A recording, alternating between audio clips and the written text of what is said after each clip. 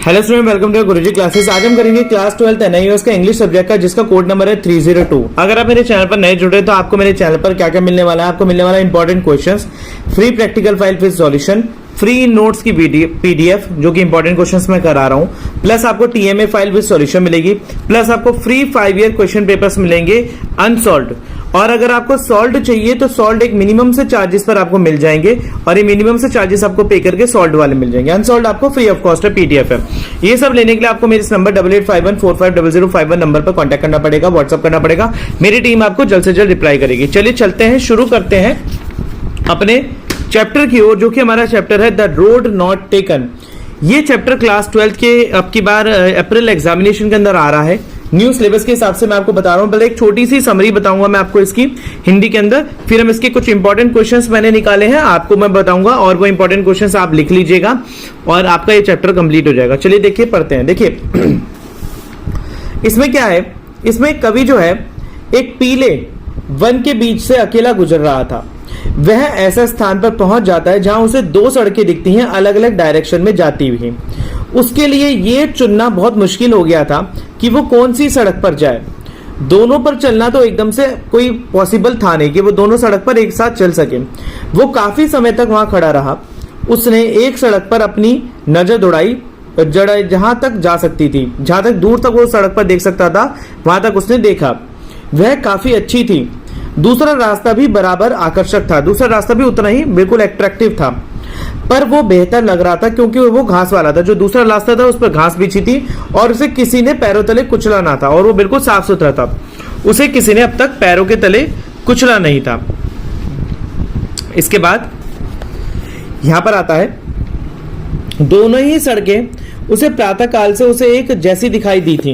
देखो, दोनों ही सड़कें उसे सुबह से एक जैसे, देखो प्रातः काल से, दोनों ही सड़कें उसे प्रातः काल से यानी कि मॉर्निंग में उसे एक जैसी दिखाई दी थी।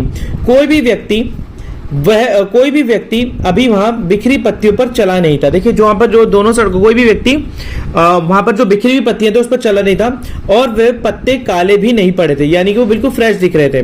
वह दुविधा में पड़ गया, वो एकदम से टेंशन में आ गया, मतलब कि दुविधा में, मतलब कि कंफ्यूज हो गया कि क्या है। अंत में उसने दूसरी सड़क को अपनाने का निर्णय लिया। उसने दूसरी सड़क को सोचा कि मैं इस पर चलूंगा। उसने सोचा यदि संभव हुआ तो वो पहली सड़क पर फिर कभी चलकर देखेगा। उसने सोचा कि वो पहली सड़क पर फिर कभी चलकर देखेगा। पर उसे ये डाउट हुआ कि उसे कभी भी वहां लौटने का समय मिल पाएगा क्या। देखिए, जो ये वो सोचता है कि अगर आपके पास लौटने का समय मिल पाएगा। पहले मैं आपको चैप्टर पढ़ा देता हूं, फिर इसकी समरी बताऊंगा, आपको समझाऊंगा कि ये चैप्टर क्या है। इसके बाद पर उसे यह लगा कि सदैव ही उसे अपने चुनाव पर अफसोस सा होता रहेगा। अनेकों वर्षों बाद जब वह अपने बच्चों को बताएगा कि किस प्रकार से वो एक बार उसे चुनाव करने का कठिन समस्या का सामना करना पड़ा था, और वह उस समय अपने मार्ग पर चुना जो हरा भरा साफ सुथरा था तथा नया था। उस निर्णय ने उसके जीवन का मार्ग सदा के लिए निर्धारित कर दिया। इसी ने उसके जीवन में सारा अंतर ला दिया। देखिए, यहाँ पर ये जो चैप्टर है, ये चैप्टर क्या आपको एक स्टोरी बताता है। देखिए, सुनते हैं। ये चैप्टर एक ऐसी स्टोरी बताता है कि लाइफ में हर व्यक्ति को अपने पास अपॉर्चुनिटी यानी कि ऑप्शंस चुनने का मौका मिलता है। यदि व्यक्ति उन ऑप्शंस में से किसी ना किसी एक ऑप्शन को तो उसको चुनना ही होता है।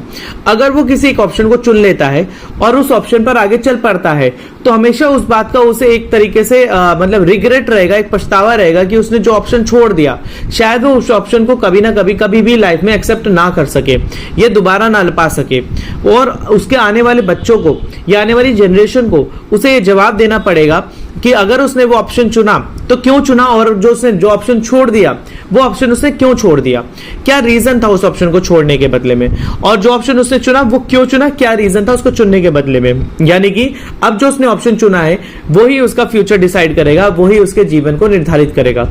तो ये बताता है कि सब व्यक्तियों की जिंदगी में ऐसा मोड़ आता है, और यही पर ये स्टोरी बनती है द रोड नॉट टेकन, मतलब कि वो रास्ता जो आपने लिया ही नहीं, उसके बारे में आप क्या सोचते हैं। तो यहां पर ये चैप्टर की समरी बहुत छोटी सी होती है, एक तरीके से पोयम है ये। इस पोयम से रिलेटेड क्वेश्चन आंसर्स मैं आपको करा देता हूं। चलिए चलते हैं क्वेश्चन आंसर्स की तरफ। तो स्टूडेंट्स, अब हम आ गए क्वेश्चन आंसर्स की तरफ। चलिए चलते हैं क्वेश्चन आंसर्स पर। पहला क्वेश्चन यहाँ पर आता है, इंपॉर्टेंट क्वेश्चन है। अगर आपने मेरे चैनल पर लाइक शेयर सब्सक्राइब नहीं करा तो प्लीज कर लीजिए। अगर आपको कुछ भी इंफॉर्मेशन चाहिए तो मेरे नंबर 8851450051 पर कॉन्टैक्ट कर सकते हैं। चलिए चलते हैं। द रोड नॉट टेकन पहला क्वेश्चन आता है, do you think it was easy for the poet to choose between the two roads? क्या आप ये मानते हैं कि पोएट के हिसाब से दो रोड में से एक रोड को चुनना आसान था? तो आप लिखेंगे no, it was not an easy decision for the poet, the attraction of the both road has was the same. दोनों रोड का जो अट्रैक्शन था वो सेम था। He was the lone traveller, he was lone traveler there and he stood there long or took his own time decide which way to go। वो अकेला traveller था, उसको अकेले ही डिसीजन लेना था कि उसे कौन सी सड़क पर जाना है। आगे बढ़ते हैं, who is the traveler, why does he feel so sorry? Traveller कौन है और वो हमेशा बहुत एक सॉरी फील क्यों कर रहा है, एक रिग्रेट क्यों फील कर रहा है? The travel is none else than the poet, traveller कोई नहीं है बल्कि कवि ही है। He feel sorry that he could not travel both the ways, वो बहुत सॉरी फील करता है कि वो दोनों रास्तों पर एक साथ नहीं चल सका। He had to make a difficult choice, उसे एक चॉइस करनी थी, विच वे टू चूज, जाके उसे ये चूज करना था कि कौन सा रास्ता सही है। आगे पढ़ते हैं, why does the other road have better claim? देखिए अदर रोड जो था बेटर क्लेम क्यों कर रहा था, क्यों अच्छा था? देखिए the other road was grassy and wanted wear, देखिए एक अच्छा था और अब तक एक तरीके से कोई इस पर चला भी नहीं था। It leaves had not been turned black by the people walking it, किसी कोई भी अभी उस पर चला नहीं था तो उसके जो पत्ते थे वो भी हरे भरे थे।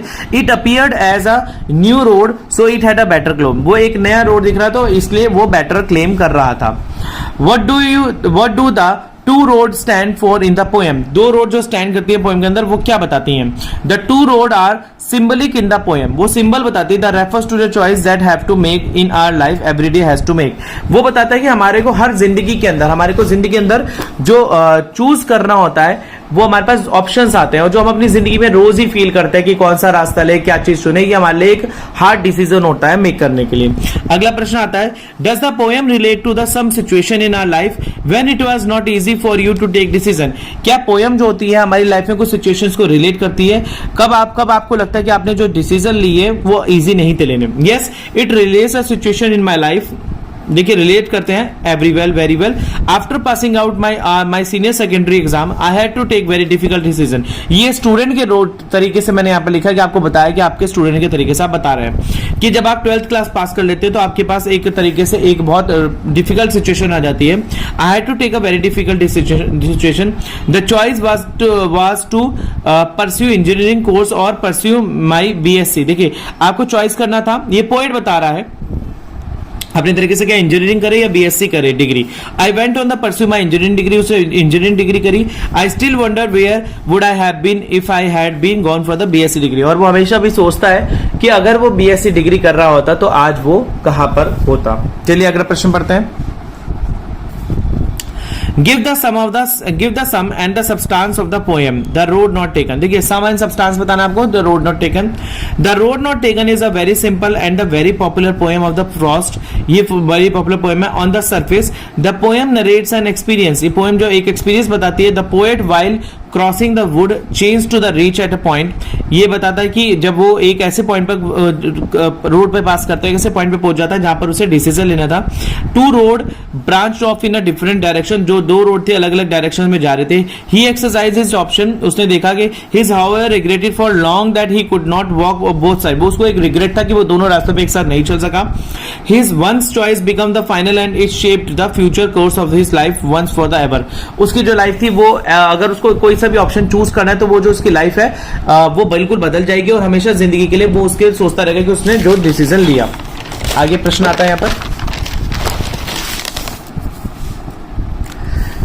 How does Frost compare and the contrast the two roads in the world? देखिए वो फ्रॉस्ट क्या बताता है कि दो रोड्स के किस तरीके से। देखिए Frost took the other road because it was the grassy, Frost ने अदर लिया क्योंकि वो हरी भरी पत्तियों से था, अच्छी कंडीशन में था। इट वाज मोर अट्रैक्टिव, अच्छा अट्रैक्टिव था, कम चले हुए लोग थे। उसके बाद फर्स्ट वन था वहां पर चलने वाला, the morning both were covered with the leaves and uncrushed by the human feet, और ये जो दोनों रास्ते थे पत्तों से ढके हुए थे और अभी कोई भी व्यक्ति उन पर चला नहीं था। What will the poet be telling other with the sign many years later? देखिए पोएट क्या सोच रहा है कि क्या बताएगा बहुत सारे सालों बाद वो। The poet took one road hoping to return to other time, वो कभी सोचता है कि कभी वो इस रोड पर वापस आएगा, but he could never fulfill that wish, वो बस जानता है कि वो इस विश को कभी पूरा नहीं कर पाएगा। He was sure that he would be telling about his dilemma many years later to his friends and the children, वो बताएगा कि इस कश्मकश को, dilemma का मतलब कश्मकश, कश्मकश यानी कि टेंशन को, यानी कि कंफ्यूज्ड डिसीजन को लेके बताएगा कि वो उस रोड पर क्यों नहीं चल पाया। His decision made all the difference in his life, वो इसकी डिसीजन जो है वो पूरी इसकी लाइफ में डिसीजन जो है डिफरेंस क्रिएट करेगा। ब्रिंग आउट द सिंबलिक और the hidden meaning of the word, देखिए ब्रिंग आउट द सिंबलिक और द हिडन मीनिंग बताना है। The word road in the Frost poem has double meaning, देखिए रोड जो है डबल मीनिंग है। द वर्ड रोड जो है डबल मीनिंग है पोएम के अंदर, one literal and other symbolic, एक लिटरल है और एक सिंबलिक है। It means dusty and the mental road in the ordinary sense, देखिए ये एक बताता है कि एक कुचली हुई रोड, डस्टी धूल भरी और ordinary road, but in symbolic एक सिंबल के हिसाब से देखे तो इज द ऑप्शन और choice of has to make, ये एक ऑप्शन एक चॉइस बताता है जो हर व्यक्ति को लेना होता है अपनी लाइफ के अंदर at the same point of life. Such a choice proves to be a turning point, और ये क्या टर्निंग होता है, एक टर्निंग पॉइंट होता है हर व्यक्ति की जिंदगी में, इन द वंस लाइफ, हर व्यक्ति की जिंदगी में एक टर्निंग पॉइंट होता है। चलिए अगला प्रश्न पढ़ते हैं। अगला प्रश्न देखिए, इस चैप्टर से रिलेटेड ऐसे पैसेज बहुत आते हैं जो आपको करने में बता देता हूं कि इन पैसेजेस को करना कैसे। देखिए passage for comprehension, two roads diverge in a yellow wood and sorry I couldn't travel both and be one traveller long I stood and look down as far as I could to where it bend in the undergrowth. देखिए अब आपको बताना है कि इससे related questions पूछे जाएंगे और आपको उसका आंसर देना। देखिए why is Frost described as yellow, Frost ने येलो क्यों बोला। इट वाज ऑटम सीजन, देखिए ये एक पतझड़ का सीजन था। The leaves of the trees turn yellow, पीली पड़ जाती है और नीचे झड़के गिर जाती है। So the poet calls it yellow Frost. How did the road look to be, road कैसा दिख रहा था। The road were diverging into yellow wood, जो रोड था दो भागों में बट रहा था।